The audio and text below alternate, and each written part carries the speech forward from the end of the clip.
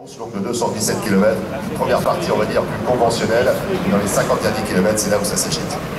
Ouais, l'année dernière on avait eu un début de course extrêmement rapide, quasiment 90 km dans les 2 premières heures.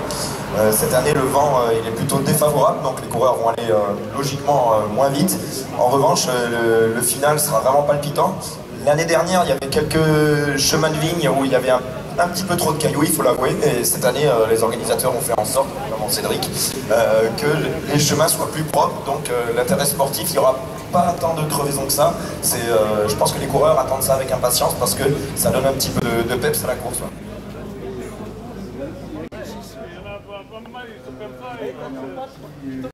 Ça c'est une bonne nouvelle. Alors c'est vrai que quand on arrive ici au tricolore de cette équipe Euskadi Basque Country Murias qui vient du Pays Basque et qui était sur ses terres à l'occasion du départ de Saint-Palais sur les routes de la Vuelta. Prochaine formation qui nous retrouve, c'est l'équipe danoise Riwal Readiness Cycling qui avait défrayé Norsgaard et Jorgensen.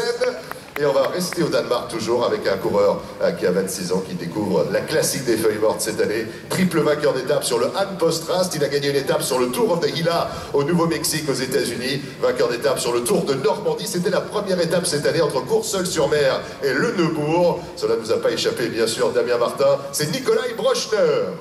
Et à la tête de cette formation facilement reconnaissable, il porte le maillot distinctif de champion national de Suède sur route, 6e du Tour d'Estonie, 9e du Tour de Bretagne, c'est Lucas Eriksson. Il y a des coureurs venus d'Amérique et des États-Unis, mais également quelques coureurs du Canada. Voici l'apparition des couleurs de l'équipe Rally Cycling. On salue Kyle Murphy. On salue également son frère qui a le même nom de famille, forcément 34 ans, première participation à Paris-Tours, c'est John Murphy qui est dans les rangs de cette équipe Rally UHC également. On reste coureur américain, 28 ans, première participation à Paris-Tours pour cet ancien vainqueur d'étape du Tour de l'Utah. Il a gagné en Chine également, 7e du Winston-Salem Classic et 2e d'une étape sur le Colorado Classic l'année dernière. Voici Ty Michael. Eh bien, coureur venu d'Afrique du Sud. Il s'était révélé chez les amateurs en France. Il avait été champion national d'Afrique du Sud dans la catégorie des espoirs. Il s'agit de Morné Van Niekerk, qui est sur votre gauche ici même. Cette année, il était 4e à Plumlec, 2e d'étape sur l'étape finale des boucles de la Mayenne. Voici Kevin Lequin. D'ici quelques heures, une nouvelle formation nous retrouve. Cette fois-ci, une formation qui nous vient de Belgique. C'est l'équipe Sport Vlaanderen-Valoise qui nous retrouve. Merci de le saluer chaleureusement. Double champion de France, 20 jours en jaune. En côté également de Cédric Coutouli, le directeur de course sur Paris-Tours. Exactement, effectivement. Et la prochaine formation nous retrouve en temps réel. C'est cela la magie de la classique des feuilles mortes. Peut-être l'occasion de prendre la température avec Thomas Vauclair, justement avant le début des hostilités, avec cette année 2 en quelque sorte, des chemins de vigne. Alors on a un petit peu raboté le nombre de kilomètres, on a réduit un petit peu la voilure en ce qui concerne les chemins de vigne, mais on a aussi identifié 2 nouveaux secteurs. On a une course longue de 217 km, une première partie on va dire plus conventionnelle, et dans les 50 derniers kilomètres c'est là où ça s'agit. L'année dernière il y avait quelques chemins de vigne où il y avait un petit peu trop de cailloux, il faut l'avouer, et cette année les organisateurs ont fait en sorte, notamment Cédric, que les chemins soient plus propres, donc l'intérêt sportif, il n'y aura pas tant de crevaisons que ça. Je pense que les coureurs attendent ça avec impatience parce que ça donne un petit peu de peps à la course. Sur son jeune coureur breton Alan Rioux, lui qui avait porté le maillot jaune sur le Tour de l'Avenir. Il est en pleine forme, il a brillé récemment sur les routes belges, notamment de l'Eurométropole Tour, également du côté de Binche.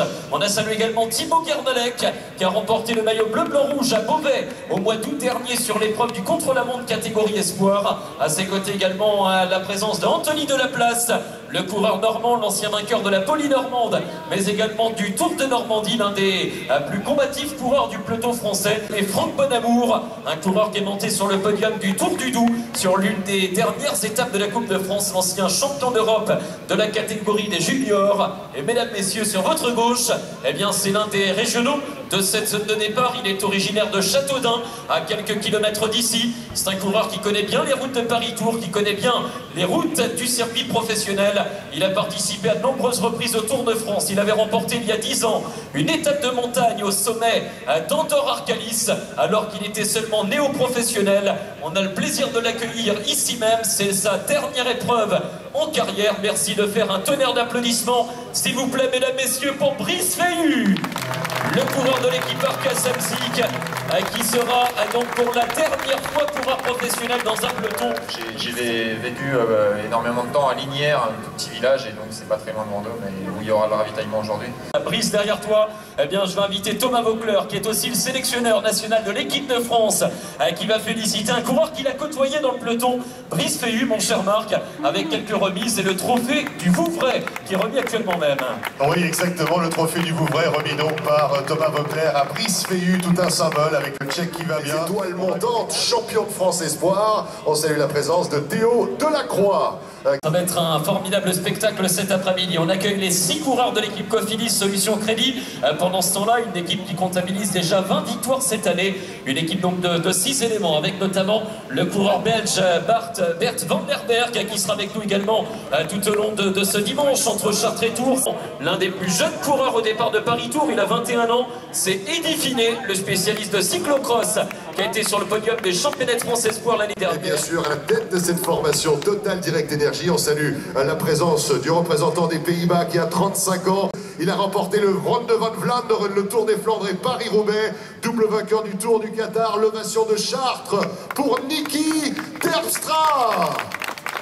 Vos applaudissements pour Tony Galopin, l'ancien lauréat de Paris-Tours Espoir. Tony Galopin, originaire du département voisin, celui de l'Essonne.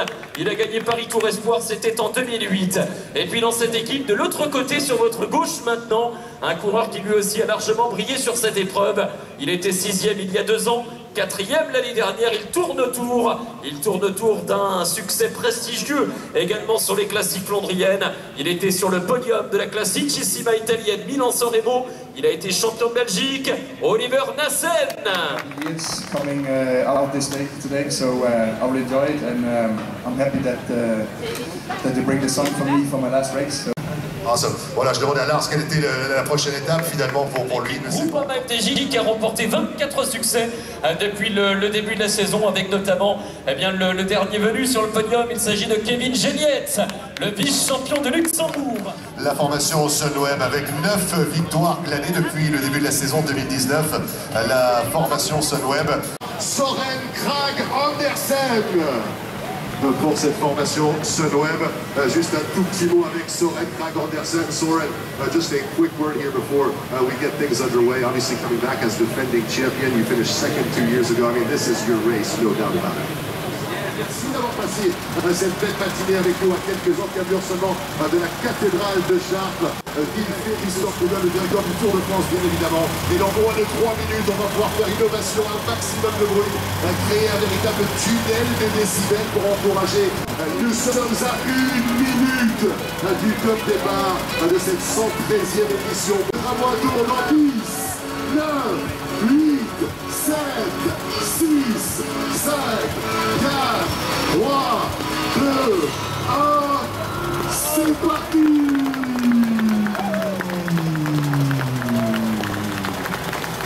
Le drapeau du top départ.